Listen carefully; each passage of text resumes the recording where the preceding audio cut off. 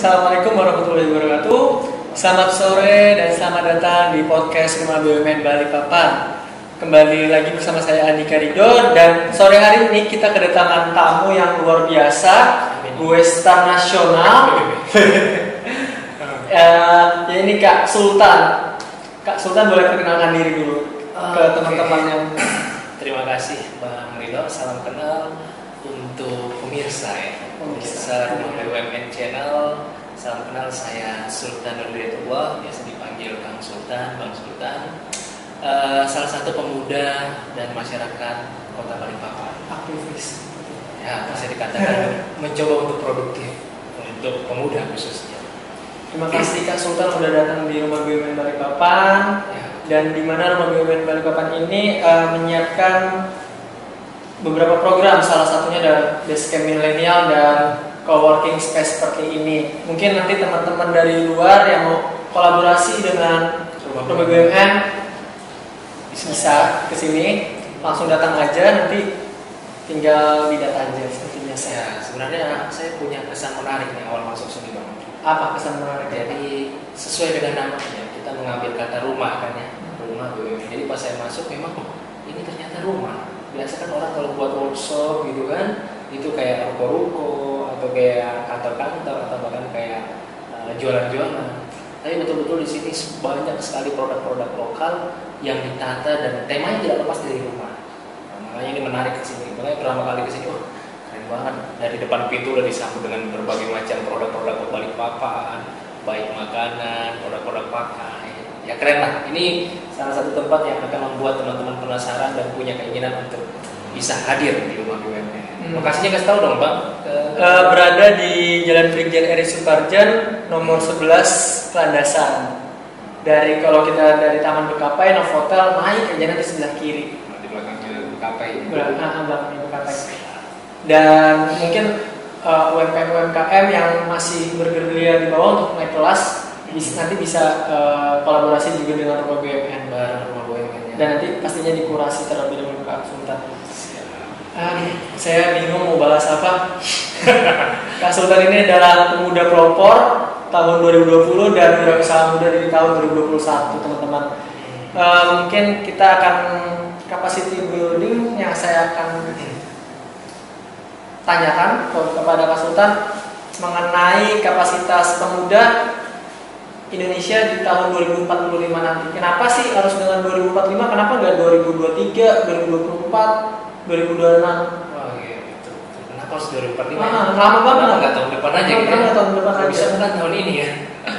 Ya Bang Ridho, sebelumnya terima kasih sudah mengenalkan ke pemirsa pemuda pelopor ya. Sebenarnya tadi kalau dikatakan pemuda pelopor itu di 2020 sifatnya ya. Kalau kita katakan apresiasinya kayaknya udah kan luar set. Ini udah 2 tahun selanjutnya kan 2022. Tapi pada setidaknya substansi dari pemuda pelopor itu harus tetap didengar. Kita harus tetap mempelopori banyak hal, menginisiasi banyak program-program kontribusi kepada masyarakat. Dan salah satu peloporan yang memang saya angkat ini, Bang Ridho, terkait isu kepemudaan dengan data yang kami terima. Jadi saya pengen mengawali diskusi ini, Bang Ridho, dengan sebuah data dari McKinsey Global Institute dari Amerika. Jadi McKinsey Global Institute ini mengatakan bahwa Indonesia di tahun 2045 akan menjadi negara ketiga terkuat di dunia. Jadi negara ketiga terkuat di dunia ini pemirsa adalah bukan sesuatu hal yang mudah. Kalau hari ini kita berpikir, saya tanya Bang Ridho, siapa negara nomor 1 di dunia ini menurut Bang Ridho? Masih Amerika. Amerika. Ternyata gitu. Kalau nggak Amerika, Cina. Kalau nggak Cina, Amerika, Rusia. Ya. Indonesia belum ada nih. Syukur-syukur kemarin kita menjadi presidensi G20 doang kan, tapi dari 20 negara besar, ekonomi besar. Nah, data McKinsey ini akan hadir di 2045 dengan 3 syarat Bang Ridho.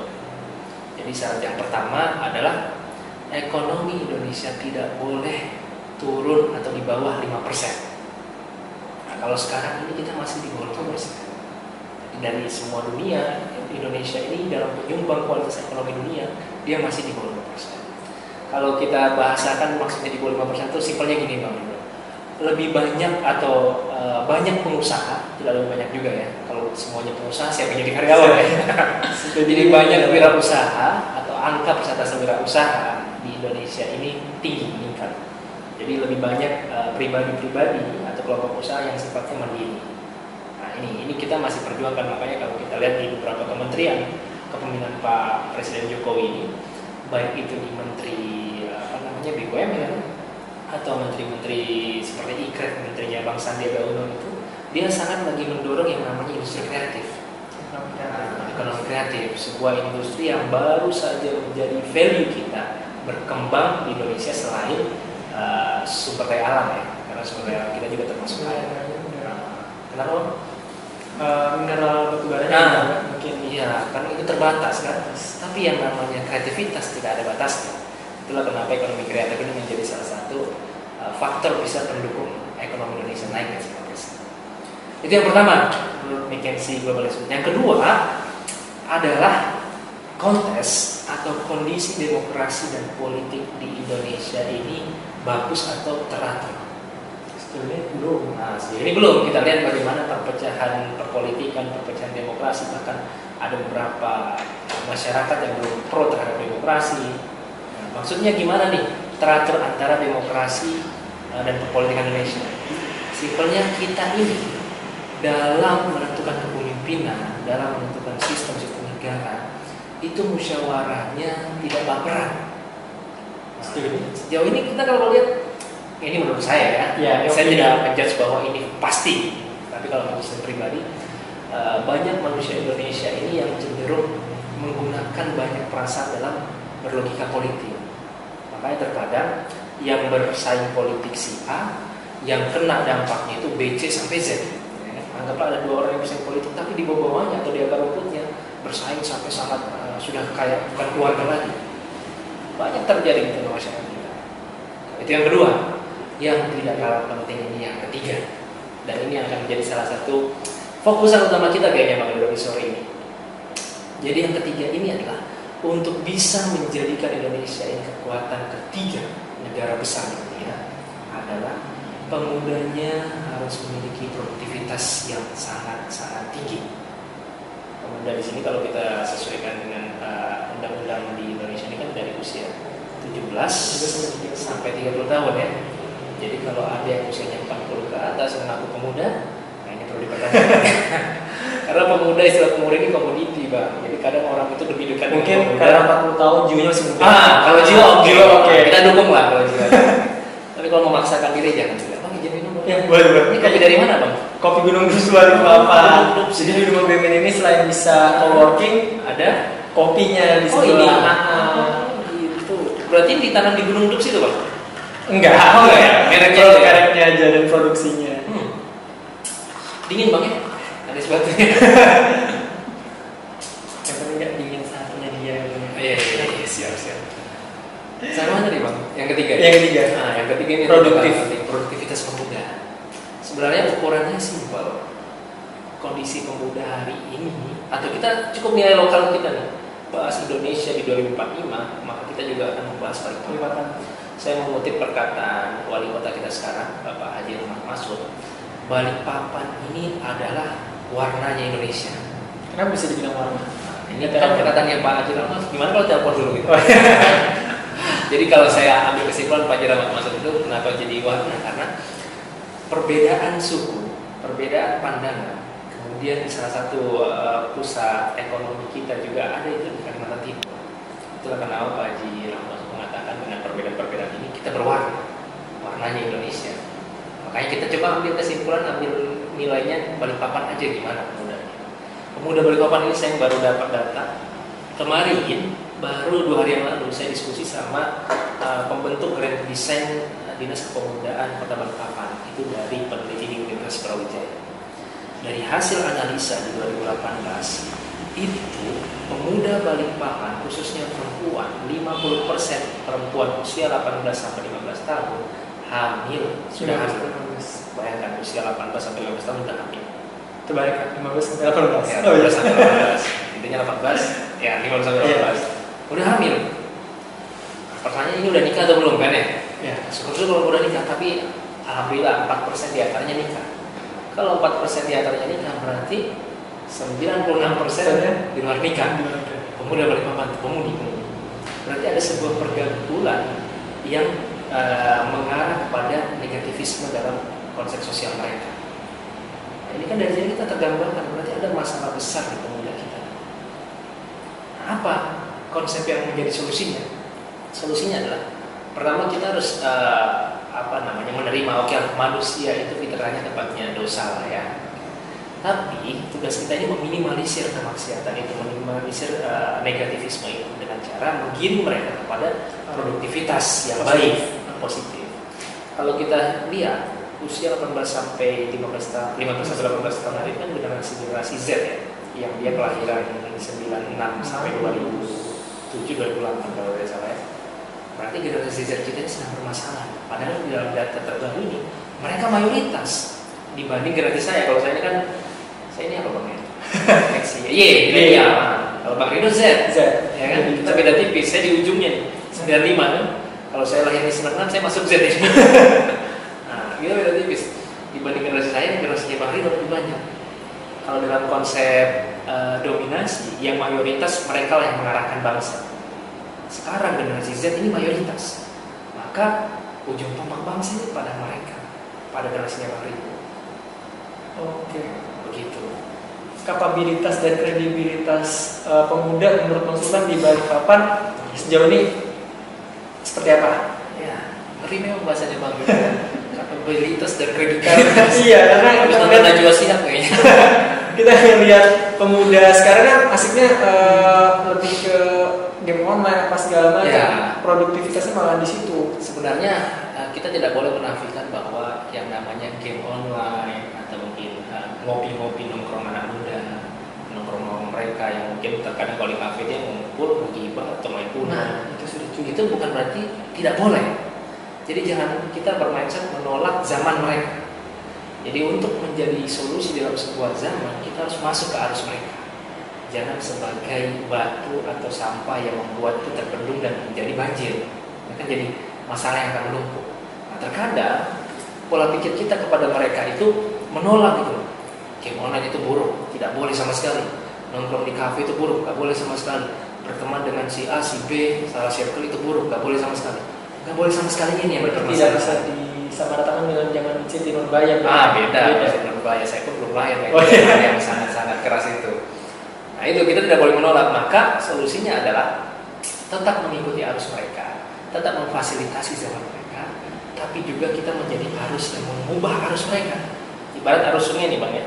Ini arus sungai turun ke sini air terjun, ya kan? Kita anggap air terjun ini negatif, maksudnya air terjun ini jatuh dan hancur. Kita ikutin arus, arahkan arus itu ke kiri yang tidak masuk ke air terjun. Cari mungkin dia keling-keling dulu kemana, begitu. Jadi ikut arus, tidak membendung zaman mereka. Contoh begini, kalau di Balikpapan ini Bang Rido ada sangat banyak komunitas yang berdiri, entah itu di bidang pendidikan, lingkungan, bahkan dalam bidang wirausaha. Bahkan kalau sekarang saya lihat ini komunitas wirausaha pemuda itu banyak banget di Balikpapan. Ada himpunan HIPMI, ya kan? Ada Ekraf, ada Ekraf, ada FKP Forum Pengusaha Pemuda, ada juga pengusaha muda yang Bang Taufik itu banyak pokoknya. Kalau KKPB lain pengusaha, cuma bidangnya yang menaungi. Dari banyak itu kan, mereka kalau anak-anak komunitas itu nongkrong, ngumpul, main Uno juga, ya kan? Kadang mereka yang mungkin pemain Mobile Legends, main Mobile Legends juga. Tapi di tengah permainan mereka, di tengah dia berinteraksi dengan zaman mereka, kita seludupkan, ayo kita bahas, ayo kita produktif dalam rangka, ayo kita berbicara dalam rangka. Jadi kita mengikuti arus-arus mereka. Seperti itu sih. Jadi tidak menolak lah zaman mereka. Selama ini Kak Sultan mengikuti kegiatan-kegiatan dari pemerintah. Sejauh ini menurut Kak Sultan pemerintah itu udah menggandeng anak muda nggak untuk menuju Indonesia 2045? Kalau kita ukur menuju Indonesia 2045 secara realistis dan pemerintah apa nih? Pusat dan kota. Kita coba bahas kota dulu kali biar lebih enak di logika kan. Karena saya lebih tenggelam di tingkat daerah, tingkat kota. Jadi kalau kita lihat dari program-program pemerintah, khususnya bidang-bidang atau pemerintah yang mengurus kepemudaan ini, secara kebijakan memang terfasilitasi. Jadi kebijakan bahwa pemuda itu usianya segini, kemudian anggaran untuk agenda pemuda ini ada, kemudian fasilitasi untuk wirausaha-wirausaha muda memang ada. Cuma terkadang adalah bagaimanapun pemerintah ini tetap harus dibantu. Kita sebagai pemuda tidak boleh juga menjadi orang yang menunggu bola. Inisiatif. Harus inisiatif. Jadi kan kalau kita lihat satu dinas itu kan belum tentu muda semua nih kan. Iya. Zaman berbeda sudah. Kalau sudah zaman berbeda, gaya komunikasi berbeda, pemilihan bahasa berbeda, cara pandang berbeda. Maka perlu yang namanya kepanjangan tangan, yang mana menghubungkan antara pemerintah dengan pemuda. Inilah tugas komunitas-komunitas, inilah tugas pemuda-pemuda berpikir. Yang mana contohnya saya dan teman-teman itu juga terkadang menjadi salah satu kepanjangan tangan dari dinas pemuda kepada anak-anak muda. Oh, dinas itu ada loh program seperti ini.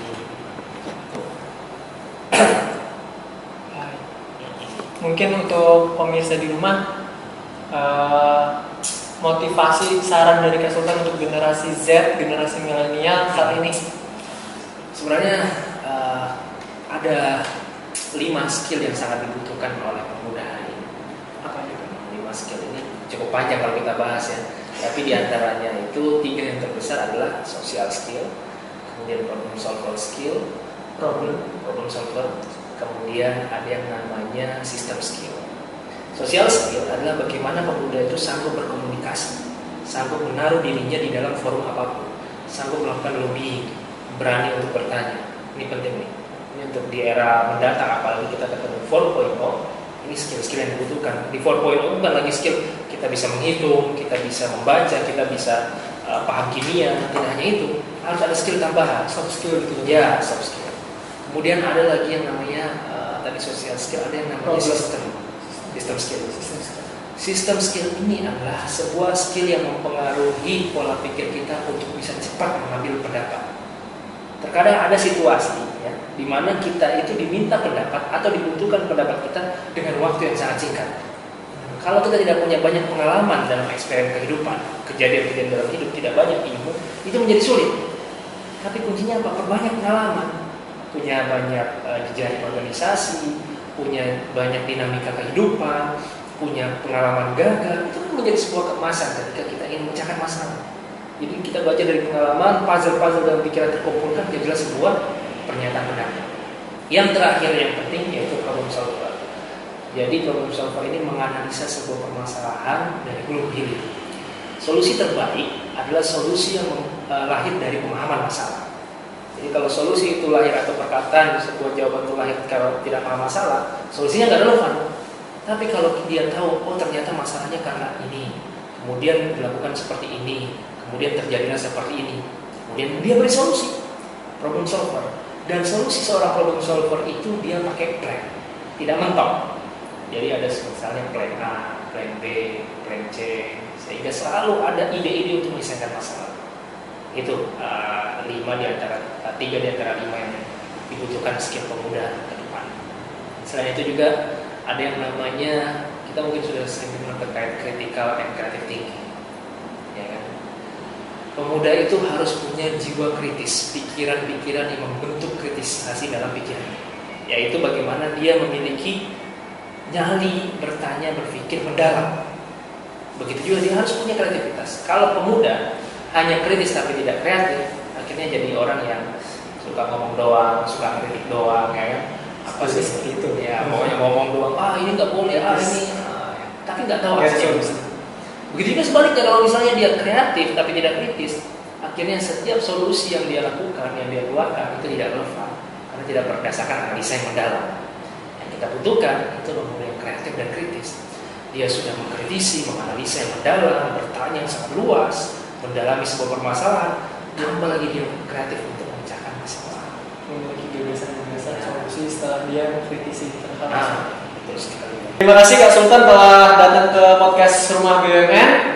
Sama-sama. Dan untuk teman-teman juga terima kasih sudah menonton dan mendengarkan podcast di sore hari ini. Jika teman-teman ada yang ingin ditanyakan, nanti bisa langsung datang ke Rumah BUMN ataupun direct messenger di @rumahbumn.balikpapan.